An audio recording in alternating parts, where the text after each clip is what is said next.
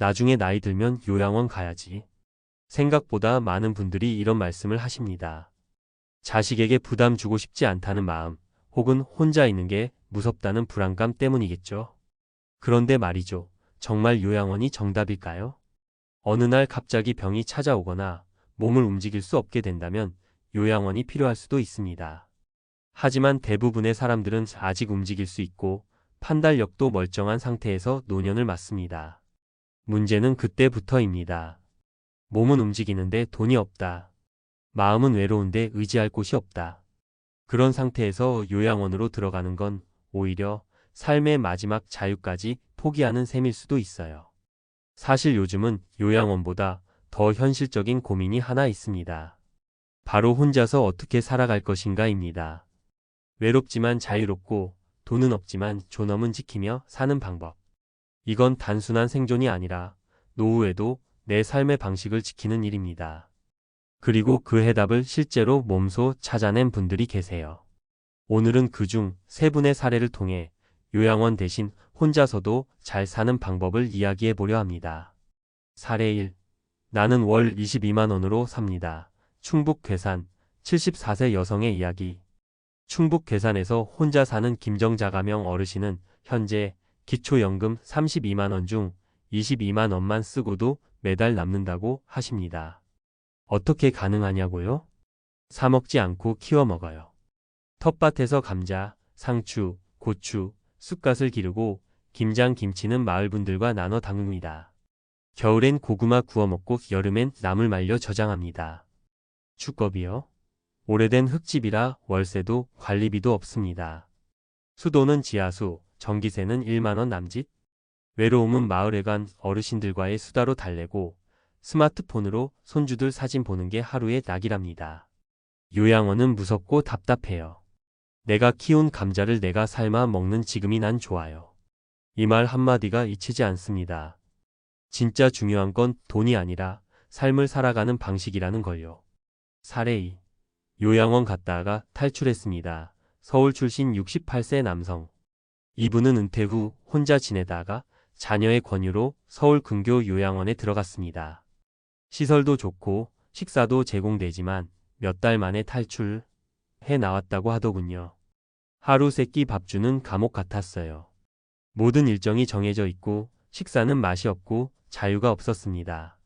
운동도 시간 정해진 실내 체조뿐. 자신이 살아있다는 느낌이 없었다고 합니다. 결국 그는 도시 외곽의 원룸으로 옮기고 월 25만 원짜리 임대주택에 정착했죠. 아침마다 인근 산책로 걷고 중고 자전거를 타고 시장을 오가며 생활비를 아낍니다. 혼자 사니 외롭긴 해요. 하지만 커피 한 잔 내가 내 손으로 내려 마실 때 이게 내 삶이다 싶어요. 이 사례는 삶의 주도권을 되찾는 것이 노후의 핵심이라는 걸 보여줍니다. 사례 3. 나는 셰어하우스에서 노후를 시작했어요. 60대 중반 여성 2명의 공동생활. 경기도 양평. 이곳에선 65세 동갑내기 여성 2명이 작은 전원주택을 함께 임대해 살아갑니다. 각자 방은 따로 쓰고 부엌과 거실만 공유하는 방식. 월세는 40만 원이지만 둘이 나눠서 내면 20만 원. 관리비와 공과금도 절반. 혼자 살면 두렵잖아요. 이젠 밤에 갑자기 쓰러져도 누가 있다는 게 안심돼요. 또한 식사는 번갈아 가며 하고 빨래도 같이 돌리니 훨씬 경제적이고 심적으로도 편하다고 합니다. 무엇보다 큰 장점은 적당한 거리감이라는군요. 가족은 아니지만 가족 같은 사이. 요양원이 주는 집단 생활의 부담은 없고 혼자보다 더 따뜻한 방식. 이런 모델도 앞으로 노후 생활의 대안이 될 수 있겠다는 생각이 들었습니다. 결론 노후 생존의 열쇠는 요양원이 아니라 자기 방식의 삶. 자, 이제 다시 물어볼게요. 정말 요양원이 정답일까요? 꼭 그렇진 않습니다. 물론 건강상 문제가 생기거나 돌봄이 필요해지는 시점이 오면 요양시설이 필요할 수 있습니다. 하지만 대부분의 6070대는 아직 자기 의지와 두 다리로 움직일 수 있습니다. 그렇다면 이 시기를 어떻게 보낼 것인지 그 결정은 돈보다 태도가 좌우합니다. 생활비를 줄이려면 시골로 가는 것도 방법이고 고독을 피하려면 셰어하우스도 대안이며 자유를 원한다면 불편함을 감수하고서라도 혼자 사는 것도 괜찮습니다. 중요한 건 나에게 맞는 삶의 방식을 찾아가는 겁니다. 누군가가 정한 틀에 나를 억지로 끼워 넣지 마세요. 요양원이 정답이 될 수는 있지만 절대 유일한 답은 아닙니다. 진짜 필요한 건 요양원이 아니라 노후를 살아갈 나만의 방식입니다. 당신의 삶은 여전히 당신의 것입니다. 전문가가 알려주는 노후 생존 전략, 요양원 대신 선택할 수 있는 3가지 현실적 대안. 노후 준비의 핵심은 선택지를 확보하는 것입니다. 누구나 몸이 불편해지면 누군가의 도움이 필요하지만 그렇다고 모든 노인이 요양원에 들어가야 하는 건 아닙니다. 아래는 요양원에 들어가지 않고도 노후를 안전하고 품위 있게 지낼 수 있는 3가지 대안입니다. 공공임대주택 커뮤니티 기반 돌봄 시스템. 정부는 노인 단독 가구 증가에 대비해 다양한 공공임대주택 프로그램을 운영하고 있습니다.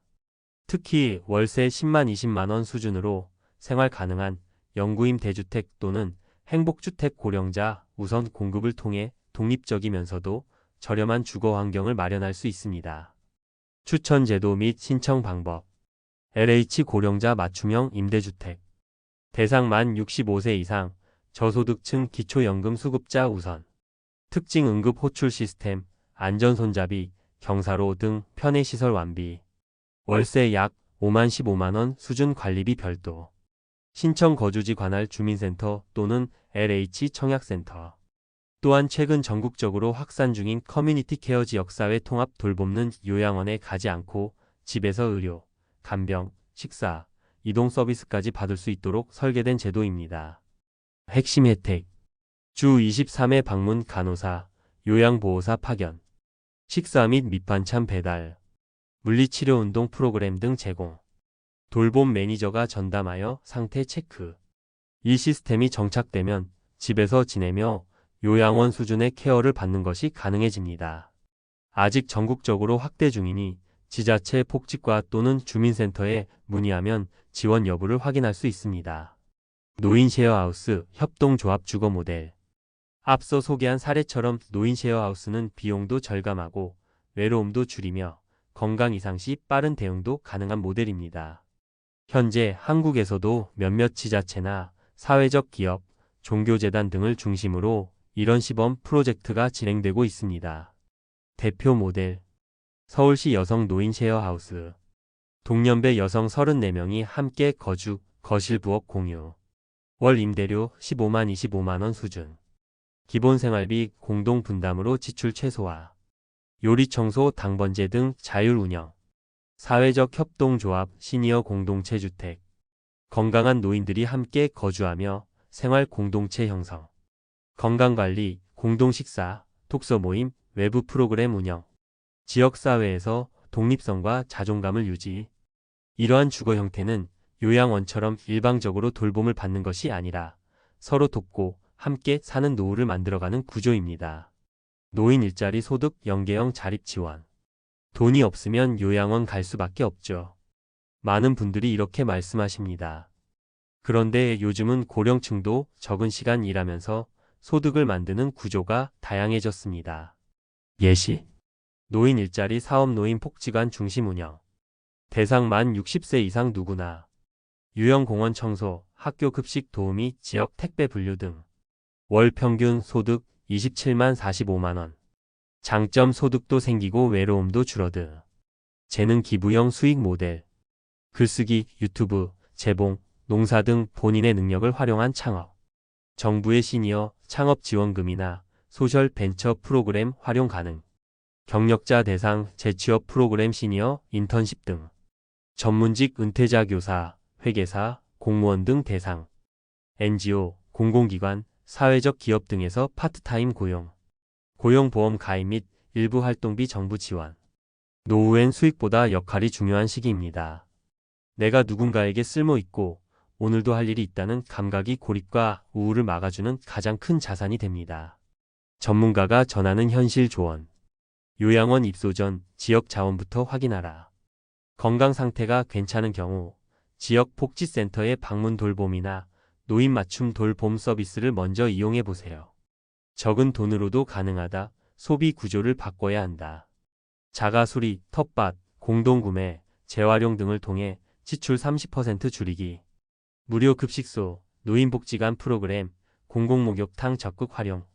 자존감을 지키는 노후는 내 선택에서 시작된다. 누가 대신 살아주는 인생은 없습니다. 요양원은 마지막 선택이 아니라 내 삶의 계획 중 하나일 뿐입니다. 맺으며. 노후는 결국 살아남는 법이 아니라 살아가는 법을 다시 배우는 시기입니다. 혼자 살아야 한다면 고립이 아닌 독립으로.